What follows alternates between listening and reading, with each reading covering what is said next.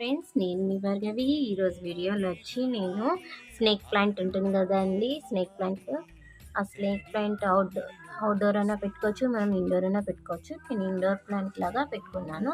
ఈ స్నేక్ ప్లాంట్ని మీకు ఫాస్ట్గా నీట్గా బాగా గ్రోత్ అవ్వాలంటే ఇక్కడ చూడండి, ఇక్కడ స్టెమ్ కొంచెం ఇది అయిపోయింది, డ్రై అయిపోయింది. ఆ స్టెమ్స్ అన్ని కట్ చేసి నేను ఇక్కడే లోపలే పెట్టాను. ఇక్కడ రీగ్రోత్ అవుతున్నాయి మళ్ళా.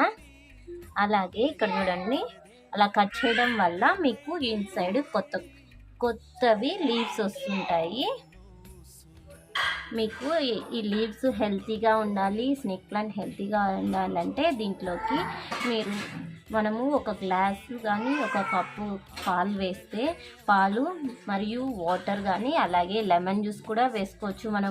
మనము రైస్ వాష్ చేసిన వాటర్ ఉంటాయి కదండి, ఆ వాటర్ మనం బయట పడేయకుండా కూడా మనము ఇందులో వేసుకున్నా అంటే దానికి చాలా పోషకాలు ఉంటాయి, నీట్గా గ్రోత్ అవుతుంది. అలాగే ఇక్కడ చూడండి, నేను ఇక్కడ వచ్చి ఇది లవంగం కదండి, లవంగం ప్లాంట్ పెంచుతున్నాను. ఇది బాగా గ్రోత్ అయినాక మీకు చూపిస్తాను. ఇది జస్ట్ ఇప్పుడే పెరిగింది, ఒక 1 వీక్ అయ్యిందండి, అంతే అండి. ఇక్కడ లవంగం వస్తుంది. ఇది ఎలా పెంచాలి ఏమని మీరు కామెంట్లో కానీ నాకు అడిగారంటే మీకు ఈ వీడియో కూడా చూపిస్తాను.